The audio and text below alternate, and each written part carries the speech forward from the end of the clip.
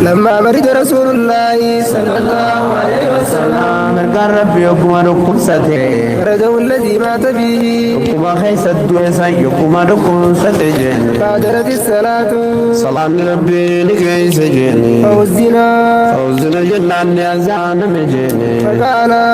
فقال نجدوبا روى أبا بكر أبو بكر أججاد جن فليصلي بالناس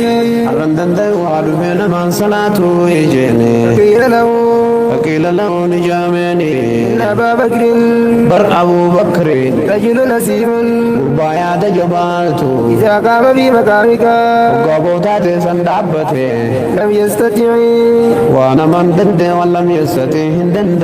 أن يصلي بالناس نما درا دعبته صلاته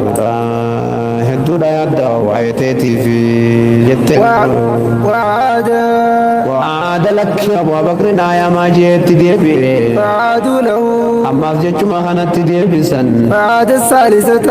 صدق فاتي أبو بكر منا يا ما دجيا فقال بودر نجينا شافا دانجين إن كنا برسنين بخايس كنجين سواهب يوسف يوسف كسكو قد عيلين تيسن تبيروتي جيني وامبيروتي جيشو جرتا وانتيم تتنامي تجين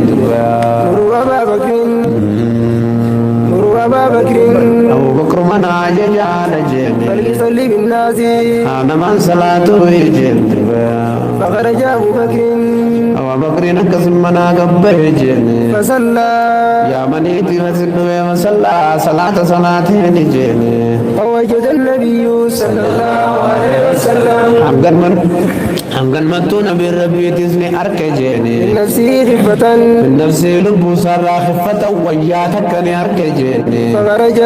فخرج جلقم فخرج النس قبه بوجو ساتي جيني وعدا بين رجلين نبلما جد الترف ما داجيني كأني أنظر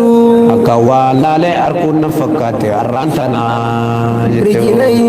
ميلا سالمان يغطاني خطرارا من الوجع سوباد قواتي جميل لما خلفنتوني خلف ترار جيني فأراد أبو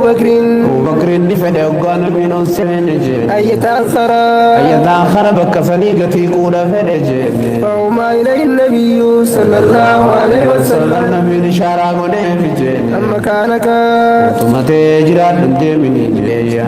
ثم أتي به إغنا أمو سفدون قدام جيني حتى جلس أما قرتي تاوت نبي جيني إلى جنبه إلى أبو بكر جيني وكان النبي صلى الله عليه وسلم نبي نتيجيني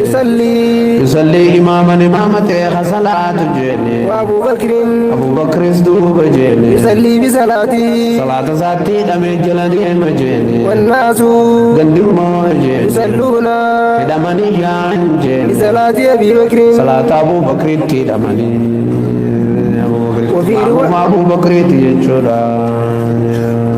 وفي رواية جلس نبي قد تعيجين أن يسار أبي بكر بتاع أبو بكر تعيجين فكان أبو بكر نتيجين يصلي قائما ها لدابة صلاة يصلي صلاة قائما لدابة جين